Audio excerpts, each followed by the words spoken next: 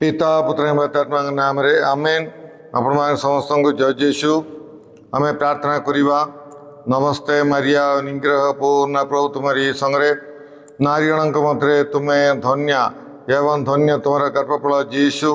वही परमेश्वर माता अपनी मारिया अंबे माने पापी अम्बान निमंते वर्तमान अम्बान मरण समय नूतना कर कृष्णगढ़ मोर स्नेहर भाई भाई मैंने मु आपण समस्त को यही दैनिक आहार प्रोग्राम को मु स्वागत जनावि।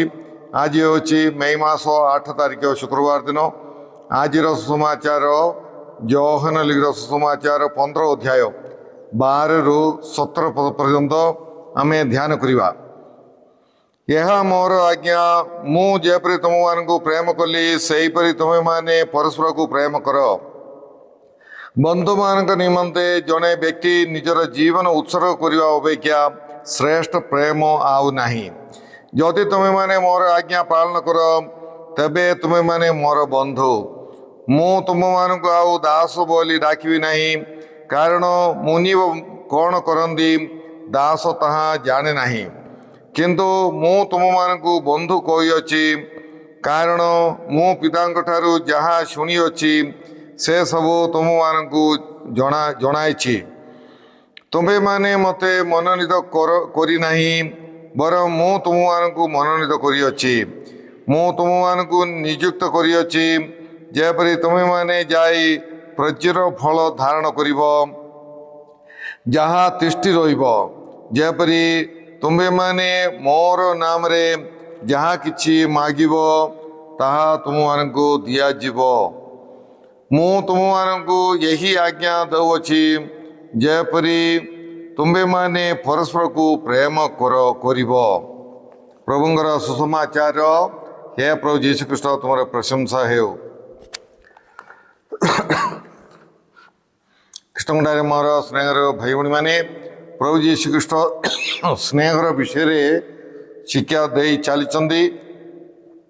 आम केत दिन है द्राक्षारस द्राक्षालता एवं शाखा विषय आमे माने उपमा माध्यम प्रभु जीशु कृष्ण ईश्वर ठारे आम किपरि मिसिकी जीवन यापन करार अच्छी, ईश्वर ठारे आम बास करार अच्छी, ईश्वर ठारे आम निजे लागिकी रहिबार अच्छी, से सब विषय प्रभु जीशु कृष्ण कहते शिक्षा दौरान। आउ ईश्वर ठारे आम प्रेम रे एक हबार अच्छी, ये विषय जीशु शिक्षा दौरान। आउ आज समाचार प्रभु जीशु कृष्ण कहते यह मोर आज्ञा मु जेपरि तुम मानू प्रेम कली सेहीपरि तुम्हें माने मध्य परस्पर को प्रेम कर। बंधु मान निमंते जड़े व्यक्ति निजर जीवन उत्सर्ग करने अपेक्षा श्रेष्ठ प्रेम आउ नाई। जीशु चाहते जे आमे त्यागर सह प्रेम करार अच्छी। जीवन मध्य निजर जीवन जड़े आउ जन उत्सर्ग करने ठार बड़ प्रेम नहीं बोली जीशु कहते। तेणुक जीशु चाहते आम स्नेहर माने जदि प्रकृत में जदि जड़े स्नेह कर से व्यक्ति आउ जन किछि त्याग सहीवाई से प्रस्तुत थे। आउ से त्याग केते गभीर सेतिकी गभीर शिव से प्रेम ये विषय जीशु आम मान को कहते। आउ जीशु आमको एत प्रेम कले जे निजर जीवन ठार अधिक से आमको प्रेम कले एवं आम मान से जीवन उत्सर्ग कले। आमे पापी आमर कौन सी योग्यता नहीं, तेणुक आम मान प्रभु जीशु कृष्ण तांकर जीवन उत्सर्ग करी पापी मानू रक्षा करने से केते आतुर। यही विषय प्रभु जीशु कृष्ण आम मानू शिक्षा दे अच्छी। तेणुक प्रिय भाई भाई मैंने आम भल लोक को बहुत लोक स्नेह करेंगे, भल लोक पाई त्याग भी सही पारती, किंतु आम आमर शत्रु मान जीशुंर भाषा कहले शत्रु मान आम कि त्याग सहीबा, शत्रु मान को आम उपकार करवा, शत्रु मान आम प्रार्थना करवा, शत्रु मान आम क्षमा देकी सेवा करवा। यह सब हूँ प्रकृत कृष्ण प्रेम बोलिकी जीशु आम मान को शिक्षा दौरान। तेणुक से प्रकार गोटे प्रेम को आम बढ़ार अच्छी। आ गोटे असाधारण प्रेम, से असाधारण प्रेम करने प्रभु आम समस्त को आह्वान कर। ଯୀଶୁ ଆମ୍ଭମାନଙ୍କ ଠାରୁ ମଧ୍ୟ ନିସ୍ୱାର୍ଥର ପ୍ରେମ ଚାହୁଁଛନ୍ତି। ଯୀଶୁଙ୍କ ପରି ଯୀଶୁ କିଛି ନିସ୍ୱାର୍ଥର ଭାବରେ ଆମକୁ ପ୍ରେମ କଲେ, ଆମେ ମଧ୍ୟ ନିସ୍ୱାର୍ଥର ଭାବରେ ଆମେ ସ୍ନେହ କରିବାର ଅଛି। ଅର୍ଥାତ୍ ଆମେ ଜଣକୁ କିଛି ପାଇବା ଆଶାରେ ପ୍ରେମ କରିବା ତାହା ନୁହେଁ, କିନ୍ତୁ ଆମେ ତାଙ୍କ ପାଇଁ କିଛି ତ୍ୟାଗ କରିବା ମନୋଭାବରେ ଆମେ ତାଙ୍କୁ କିଛି ଦେବା। ପ୍ରେମ କରିବା ମାନେ କିଛି ଆମେ ଦେବାର ଅଛି। ମାନେ ସେ ଦେବା ବୋଲି କହିଲେ କ'ଣ, କିଛି ଜିନିଷ ଦେବା ତାହା ନୁହେଁ, କିନ୍ତୁ ମାନେ ଜିନିଷ ବି ଦେବା, କିନ୍ତୁ ଆମେ ନିସ୍ୱାର୍ଥପର ଭାବରେ ଆମର ସମୟ, ଆମର ଶକ୍ତି, ଆମର ସମ୍ପତ୍ତି ଏସବୁ ଆମେ ଆମର ସ୍ନେହ କରୁଥିବା ବ୍ୟକ୍ତିମାନଙ୍କୁ ଆମେ ଦେବା। ତା ମାନେ ଏଇଟା ଗୋଟେ ବିଜନେସ୍ ମେଣ୍ଟାଲିଟି ଅଛି, ଗୋଟେ ବେପାର ପ୍ରେମ, ମାନେ କ'ଣ ଲାଭ ମୁଁ ଉଠେଇ ପାରିବି ଜଣଙ୍କ ଠାରୁ, ଏ ପ୍ରକାର ଗୋଟେ ବିଜନେସ୍ ଲାଭ ଅଛି।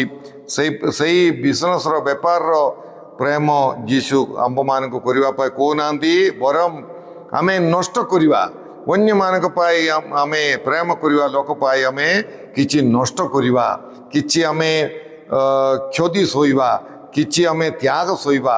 ଏହା ହେଉଛି ଖ୍ରୀଷ୍ଟ ପ୍ରେମ ବୋଲି ଯୀଶୁ ଶିକ୍ଷା ଦିଅନ୍ତି। ଏହା ହିଁ ପ୍ରକୃତ ଖ୍ରୀଷ୍ଟିଆନ ପ୍ରେମ, ତ୍ୟାଗ ସହିବା। ଆଉ ମୁଁ ମୋର ବନ୍ଧୁ ଠାରୁ କେତେ ପାଇଲି ତାହା ନୁହେଁ, କିନ୍ତୁ ମୁଁ ମୋର ବନ୍ଧୁଙ୍କୁ କେତେ କ'ଣ ଦେଇପାରିଲି ତାହା ଗୁରୁତ୍ୱପୂର୍ଣ୍ଣ ଏହି ପ୍ରେମରେ। ଯେ ଯୀଶୁଙ୍କର ପ୍ରେମରେ ଆଜ୍ଞା ପାଳନ କରନ୍ତି ସେ ଯୀଶୁଙ୍କର ବନ୍ଧୁ। ତେଣୁକରି ଆମେ ବେଳେବେଳେ କ'ଣ ଅଛି, ଆମେ ବେଳେବେଳେ ବଡ଼ ବଡ଼ ଲୋକ ସାଙ୍ଗରେ ଆମର ସମ୍ପର୍କ ଥିଲେ, ହଁ ମୁଁ ମୁଖ୍ୟମନ୍ତ୍ରୀକି ଜାଣିଛି, ନହେଲେ ମୁଁ ମିନିଷ୍ଟରକୁ ଜାଣିଛି, ଏମିତି ସବୁ ଆମେ ବଡ଼ ବଡ଼ ଲୋକ ସାଙ୍ଗରେ ଥିବା ଆମର ବନ୍ଧୁତ୍ୱକୁ ଆମେ ଘୋଷଣା କରି କହୁଛୁ ଅନ୍ୟମାନଙ୍କୁ। କିନ୍ତୁ ସବୁଠାରୁ ଗୁରୁତ୍ୱପୂର୍ଣ୍ଣ ବିଷୟ ହେଉଛି ଆମେ ଯୀଶୁଙ୍କ ଠାରେ ଥିବା ଆମର ବନ୍ଧୁତା। ଯୀଶୁଙ୍କ ଠାରେ ଆମେ ବନ୍ଧୁ ହେବା, ସେଥିପାଇଁ ଆମେ କ'ଣ କରିବାକୁ ପଡ଼ିବ, ଯୀଶୁଙ୍କର ଆଜ୍ଞା ଆମେ ପାଳନ କରିବାର ଅଛି। ଯୀଶୁ କହୁଛନ୍ତି, ଯେ ମୋର ଆଜ୍ଞା ପାଳନ କରନ୍ତି ସେ ହିଁ ମୋର ବନ୍ଧୁ। ତେଣୁକରି ପ୍ରିୟ ଭାଇ ଭଉଣୀମାନେ, ଯୀଶୁଙ୍କର ଆଜ୍ଞା ପାଳନ କରି ଆମେ ଯୀଶୁଙ୍କର ବନ୍ଧୁ ହେବା ପାଇଁ ଆମେ ଚେଷ୍ଟା କରିବା। ହେଲେ କ'ଣ ମୋର ଗୋଟେ ଆତୁରତା ଅଛି କି ଯୀଶୁଙ୍କ ଠାରେ ବନ୍ଧୁ ହେବା ପାଇଁ, ଯୀଶୁଙ୍କ ବନ୍ଧୁ ହେବା ପାଇଁ ଗୋଟେ ଆଗ୍ରହ ଅଛି କି ନାହିଁ, ଏସବୁ ଆମେ ନିଜକୁ ପରୀକ୍ଷା କରି ଦେଖିବା। ଯଦି ଆଗ୍ରହ ଅଛି ବୋଲେ ଆମେ ତାଙ୍କର ଆଜ୍ଞା ପାଳନ କରି ଯୀଶୁଙ୍କର ବନ୍ଧୁ ହେବା ପାଇଁ ଆମେ ଚେଷ୍ଟା କରିବା। ମନେ ରଖିବା ଯେ ଆମେ ମନେ ରଖିବାକୁ ପଡ଼ିବ, ଯୀଶୁଙ୍କର ମଣ୍ଡଳୀରେ କେହି ମଧ୍ୟ ଦାସ ବା ଦାସୀ ନାହିଁ। ଯୀଶୁ କହୁଛନ୍ତି, ମୁଁ ତୁମମାନଙ୍କୁ ଦାସ ଦାସୀ ପରି ମୁଁ ଡାକିବି ନାହିଁ, ଆଉ ତୁମେ ମୋର ବନ୍ଧୁ। ଆଉ କାରଣ କ'ଣ, ଆମେ ସମସ୍ତେ ଈଶ୍ୱରଙ୍କର ପୁଅ ଝିଅ, ମଣ୍ଡଳୀରେ କୌଣସି ଦାସ ଦାସୀ ନାହିଁ, ଆଉ ଆମେ ସମସ୍ତେ ଈଶ୍ୱରଙ୍କର ପୁଅ ଝିଅ। ତେଣୁକରି ଆମର ସେ ପୁଅ ଝିଅ ପରି, ଭାଇ ଭଉଣୀ ପରି, ପୁଅ ଝିଅ ପରି ଆମେ ଈଶ୍ୱରଙ୍କୁ ପ୍ରେମ କରିବାର ଅଛି। ଭାଇ ଭଉଣୀ ପରି ଆମେ ଏକ ଅନ୍ୟକୁ ପ୍ରେମ କରିବାର ଅଛି। ଆମେ ସମସ୍ତେ ଈଶ୍ୱରଙ୍କର ସନ୍ତାନ ସନ୍ତତି, ଏହା ଆମେ ମନେ ରଖିବାର ଅଛି। ଆଉ ଆମର ଏହି ଖ୍ରୀଷ୍ଟ ଧର୍ମ ମଣ୍ଡଳୀ ହେଉଛି ପ୍ରେମର ଗୋଟିଏ ସମାଜ, ଏହା ଆମେ ମନେ ରଖିବା, ପ୍ରେମର ସମାଜ। ଆଉ ଏହି ସମାଜରେ ସମସ୍ତେ ଏକ ଅନ୍ୟର ପାଦ ଧୋଇବା ପାଇଁ ପ୍ରସ୍ତୁତ। ସେହି ସମାଜକୁ ଗଠନ କରିବା ପାଇଁ ଯୀଶୁ ଏହି ଜଗତକୁ ଆସିଲେ। ମୁଁ ଯାହା ତୁମମାନଙ୍କୁ ଗୋଟିଏ ନମୁନା ଦେଲି, ସେଇ ପ୍ରକାର ତୁମେମାନେ ମଧ୍ୟ ଏକ ଅନ୍ୟର ପାଦ ଧୁଅ ବୋଲି ଯୀଶୁ କହି ଯାଇଛନ୍ତି। ଆଉ ଆମେ ଅନ୍ୟମାନଙ୍କୁ କାହାକୁ ଆମେ ଦାସ ଦାସୀ ପରି ଆମେ ଭାବିବାଟା ଠିକ୍ ନାହିଁ। ଦାସ ଦାସୀ ସେହିପରି ଆମେ ସମସ୍ତଙ୍କୁ ଆମେ ସମ୍ମାନ ଦେବାର ଅଛି, ଆଉ ସମସ୍ତଙ୍କୁ ଆମେ ସେବା କରିବାର ଅଛି, ସମସ୍ତଙ୍କୁ ଆମେ ସ୍ନେହ କରିବାର ଅଛି। ସ୍ନେହ ସେବା କରିବା ପାଇଁ ଚେଷ୍ଟା କରିବା। କାହାକୁ ନୀଚ, କାହାକୁ ଦାସ ଦାସୀ ପରି ଆମେ ଦେଖିବା ଠିକ୍ ନାହିଁ, ଖ୍ରୀଷ୍ଟିଆନ ମନୋଭାବ ମଧ୍ୟ ନାହିଁ। ଆଉ ଦାସ ବୃତ୍ତି ନିଜର ଇଚ୍ଛାରେ କରିବାଟା ନାହିଁ। ଦାସ ଦାସୀ କ'ଣ କାମ କରୁଛନ୍ତି, ସେମାନଙ୍କୁ ଆମେ ବେଳେ କ'ଣ ସେମାନେ ବାଧ୍ୟ, ମାନେ ଦାସ ଦାସୀ ବୋଲି କ'ଣ, ଆଜିକାଲି ତ ଦାସ ଦାସୀ କାମ ନାହିଁ।